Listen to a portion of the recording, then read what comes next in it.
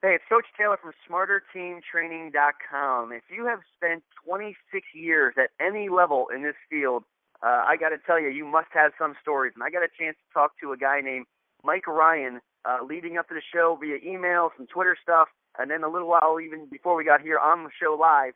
And this dude sounds like he's got this thing pinned down, man. He's doing a cool job impacting people in a lot of different ways. Again, he's working at the NFL level for 26 years.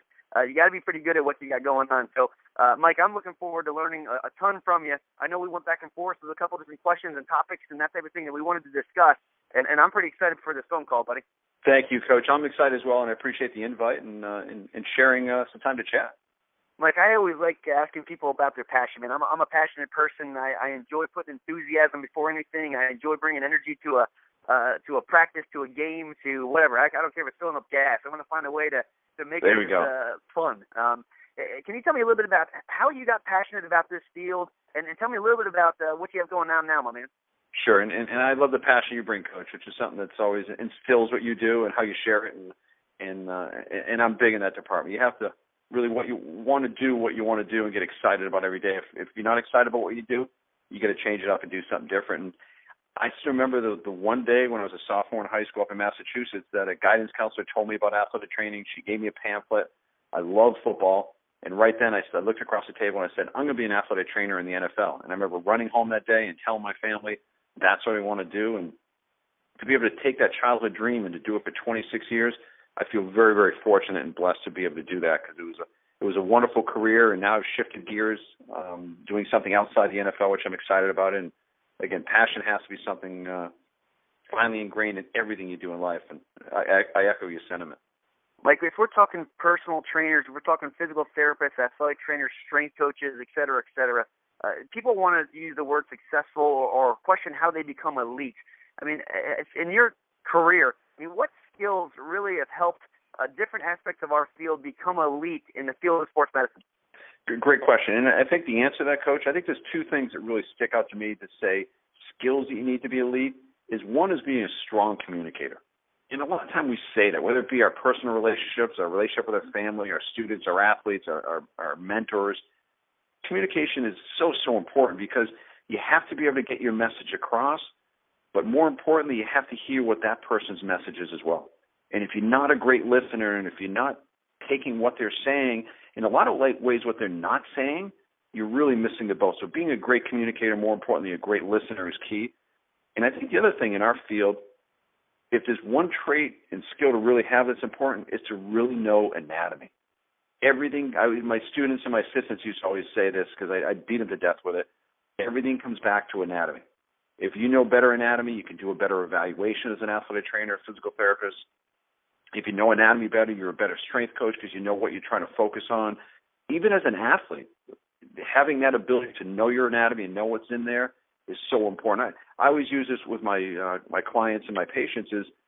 It's a sad statement, but it's very true that most of us know more about our smartphones than we do our own body, and that's a problem. And as any medical specialist, any coaching sports specialist, we have to change that, and we have to allow people to understand their body better. And again, it always comes back to anatomy.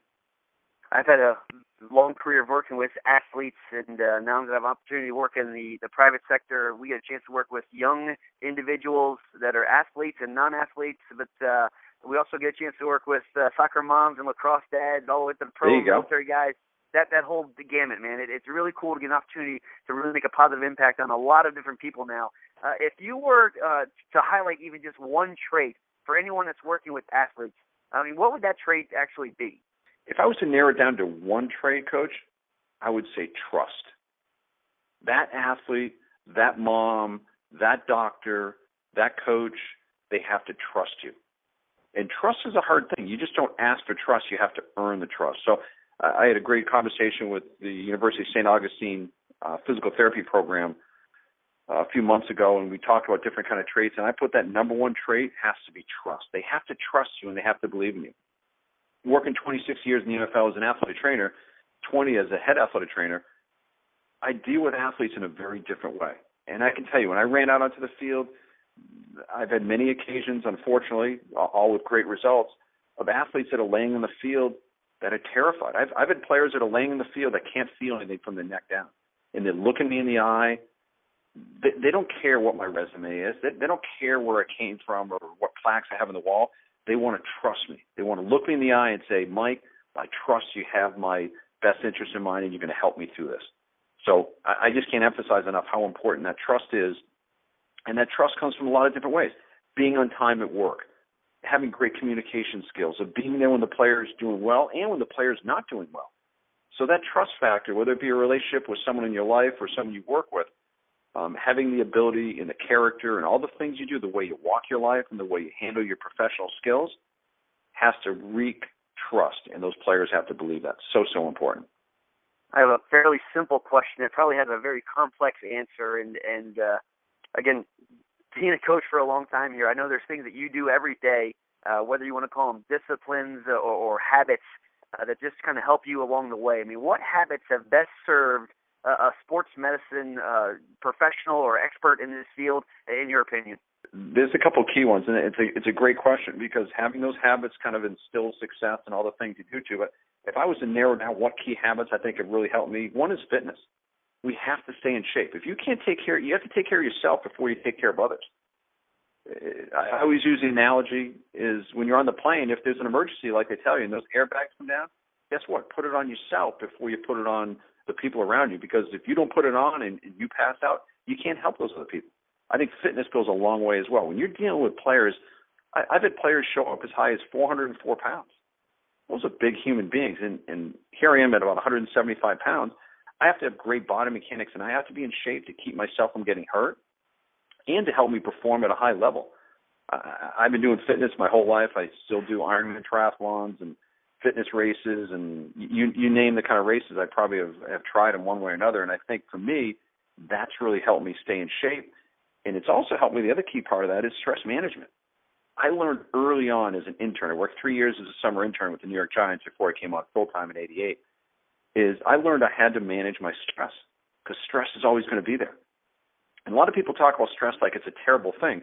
We need stress. If we didn't have stress, we'd be sitting around in our underwear watching SportsCenter all day.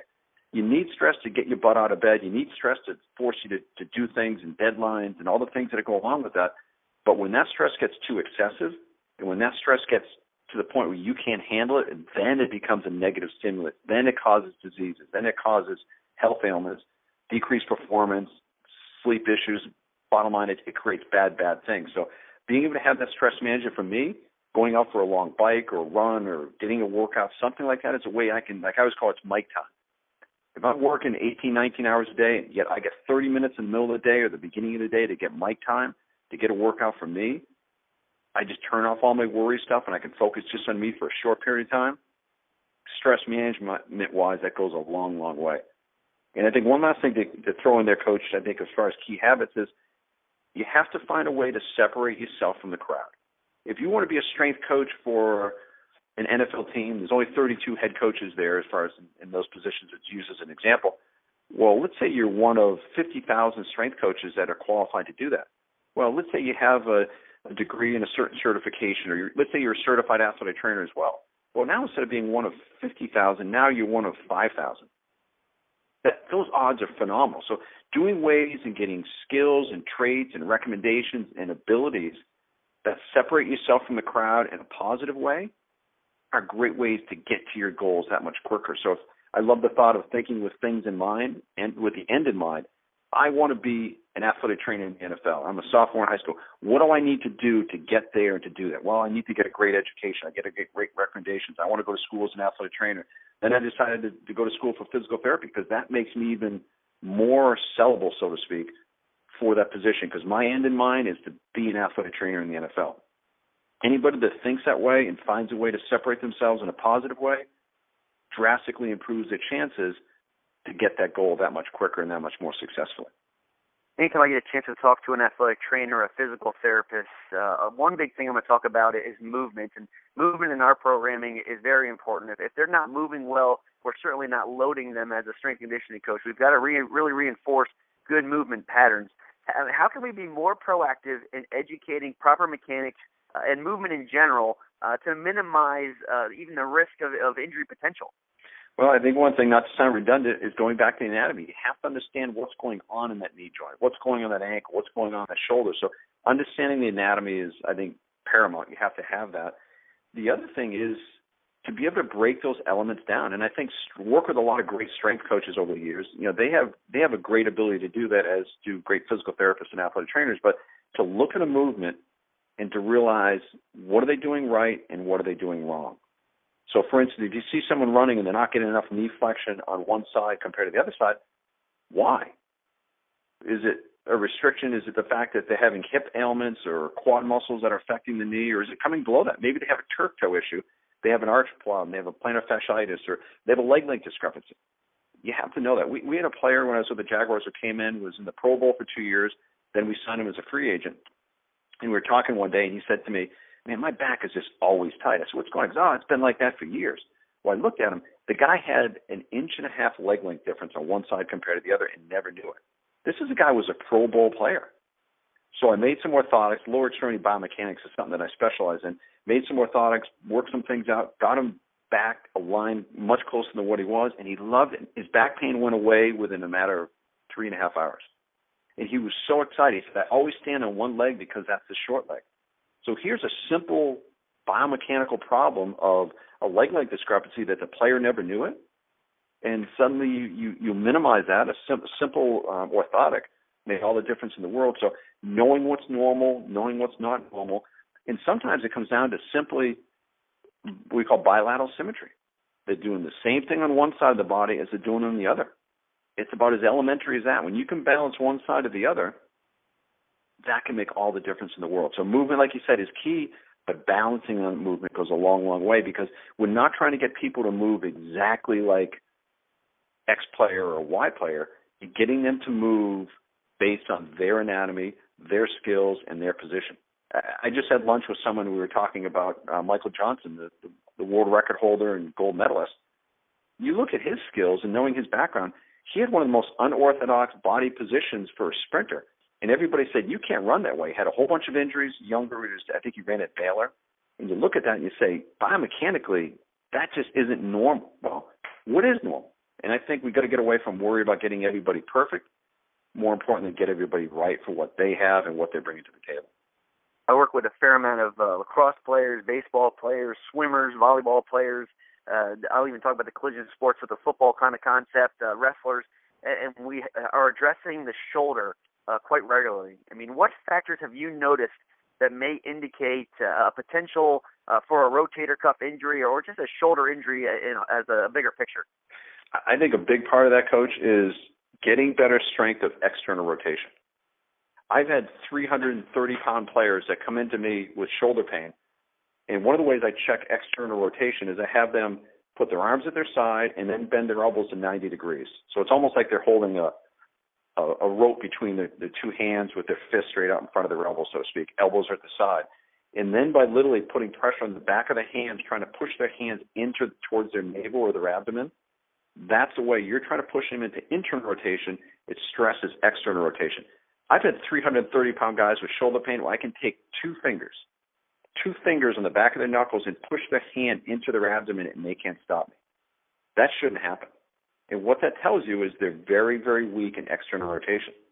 And if you're weak in external rotation, your rotator cuff is working very abnormally. And that's a key part. And in those particular players, if someone has impingement issues or a lot of shoulder problems, if you get better strength of external rotation, I won't bore you with the details, and I'm sure you understand, I'm not sure if all the listeners do, that when you lift your arm up, that external rotator is a component that keeps the head of that arm bone downward. So it allows basically the rotator cuff to do its job.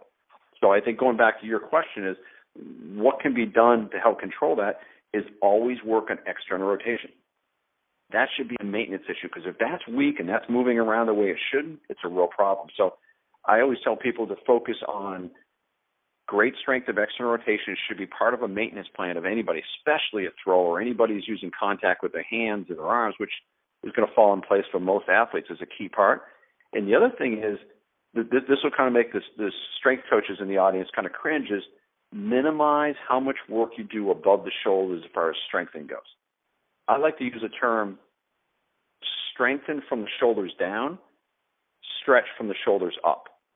In other words, you don't want to be doing a whole bunch of shoulder strengthening above the shoulder level, like military presses, in-kind bench presses, lat pull down, especially behind the neck kind of thing. You want to keep that to a minimum, especially for someone that has a tendency to have shoulder problems. But it's really important to get up over the shoulder levels to stretch the shoulders out. So if there's an issue, risk versus reward, if you're strengthening above the shoulders, from a rotator cuff perspective, you're putting a lot of extra stress on that rotator cuff. So if you look at that and you say percentage-wise, I think a lot more strengthening should be done from the shoulder levels down to keep that risk factor low and still keep the rewards high. Obviously, very, very dependent on the player's position, sport, and their medical history. The knee is a very vulnerable joint as far as athletics go, and unfortunately, you might have an ACL, MCL, meniscus type scenario. Hopefully, the LCL and the PCL aren't involved in the whole gig, but I want to talk a little bit about the post-op type scenario from the PT and the ATC type standpoint. Is squatting a good or a fair post-op acceptable expectation? I mean, can you walk me through that?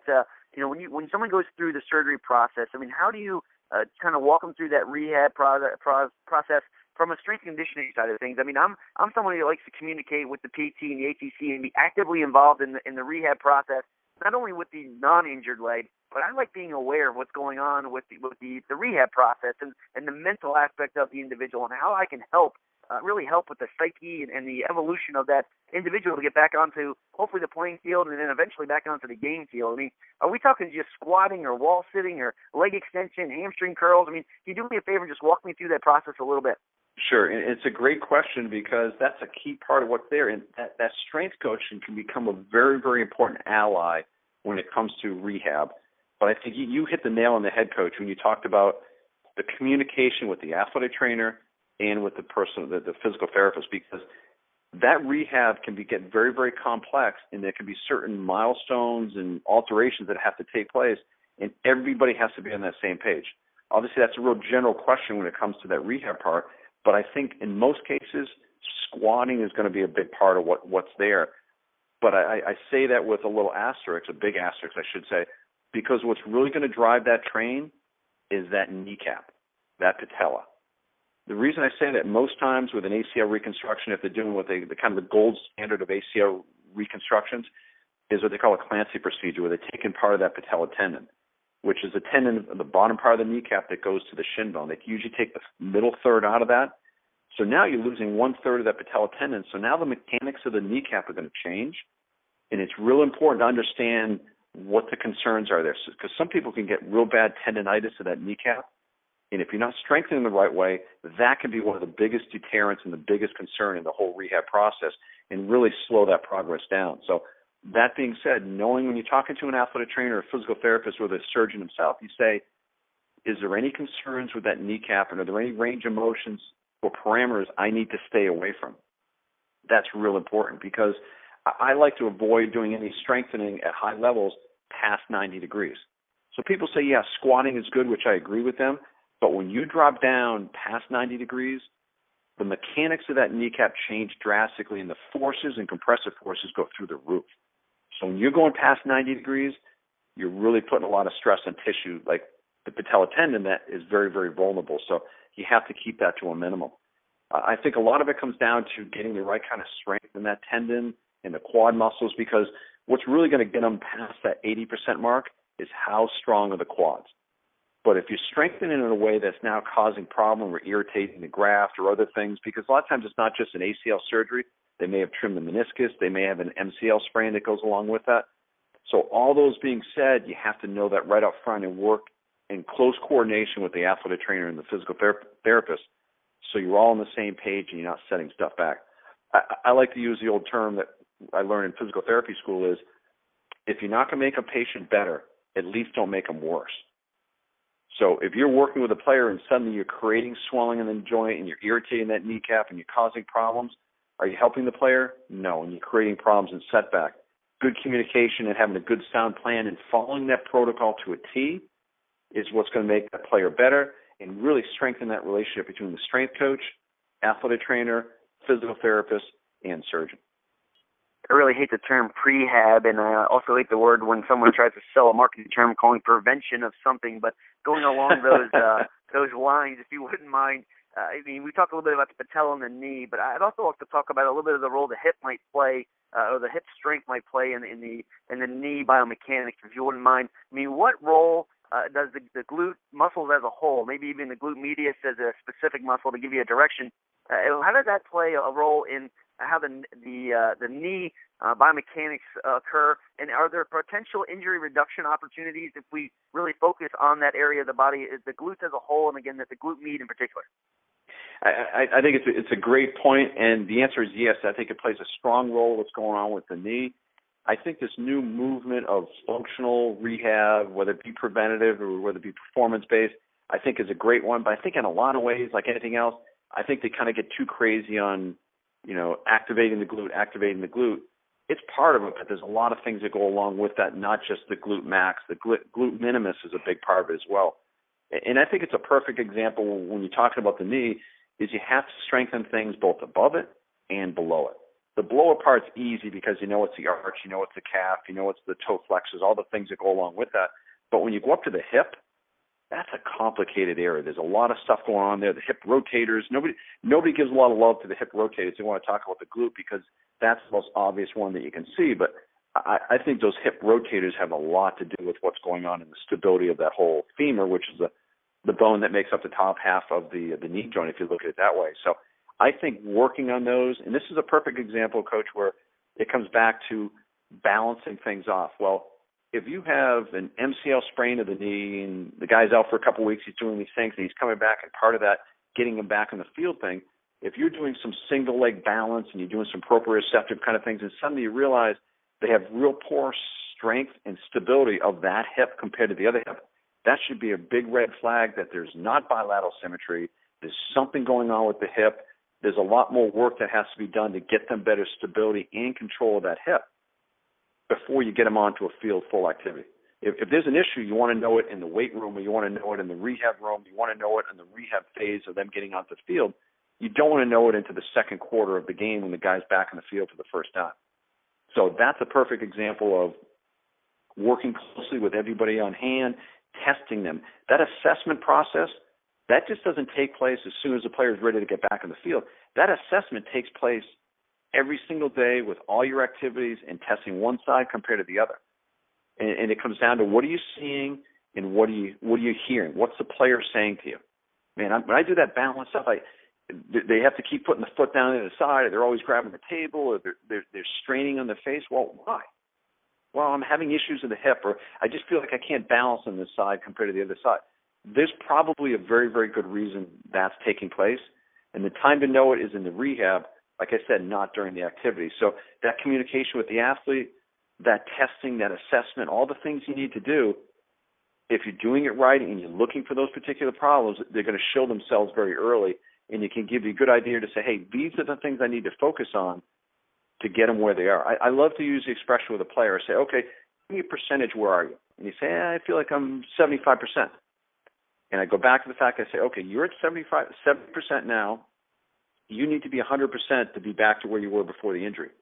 You tell me what you need to be to bridge the gap between 70% and 100%, and then just shut up and listen to what they say. They're going to tell you exactly what they need, Coach. I just have to feel more confident in this, or I need more strength. I need more explosiveness. I need to come out of the break a little bit faster. But having the ability to ask great questions to see where you need to be and what they need to be to get to where they want to be, and then just shut up and listen. That can make a difference. So you're not focusing on quad strength, when the guy's saying to me, man, when I put this foot on the ground, I'm nervous that ankle's going to sprain again, or I'm really nervous that hamstring's going to pull again. Well, those are the things you should be addressing, not necessarily what you think they need. They're the one that's hurt, not us. We're the experts that should help them get to where they need to be. So, long answer for a great question. I know a lot of time I spent in college or the pro ranks, one of the things we were trying to do is make sure that we were monitoring the amount of load and making sure the guys and the ladies are not fatigued and getting themselves in a situation where the fatigue is potentially increasing their risk for injury. now that I'm in the youth model as well, and we get a chance to work with the full gamut again, the kids at a young age, man, they're doing a lot of things, going to school, going to practice, playing on a club team or AAU team, and getting their strength conditioning done, and then trying to do homework, and some of them have tutors. I mean, there's a lot of things that are going on in a very, very young individual's life that may or may not be contributing to a whole bunch of things that are going on. I mean, how does fatigue play a role in injury prevention or injury potential for that matter? And I also want to know from a professional in the field, I mean, one of the toughest conversations I had to do was go up to a player and ask him just to sit out aspects of practice, or even go to a coach or try to step up to the athletic trainer and communicate with them about why an individual might be just a little overworked because of all the things that are going on in life and not just what's going on in practice and their need for potentially a day off. I mean, how important is recovery and again, in that communication, just to make sure the athlete has, we make sure we have the best interests of the athlete in mind? Well said right there. I mean, that's a topic in and of itself. And to answer your question, fatigue plays a huge role in what that athlete's going to do with injury prevention and performance. Because, like for football, obviously I worked most of my career in NFL football, is you can ride the bike, you can swim, you can do all the things you want to, but football fitness is very different than any other fitness. So a lot of things that you're doing the extra cardio and doing all the extra running and all the things you need to do to get them better is very important, and it has to be done. But you have to realize it's only setting the stage for them to get back into their sport and very sports specific. We're sports specific when it comes to our rehab. We're sports specific when it comes to our strengthening. Well, we have to be sports specific when it comes to our fitness for that particular sport as well. And I think rest plays a lot into that whole thing. And I love the term active rest. Rest isn't necessarily just laying on the couch all day and not doing anything. It's doing some of the basic stuff. It's doing submaximal cardio.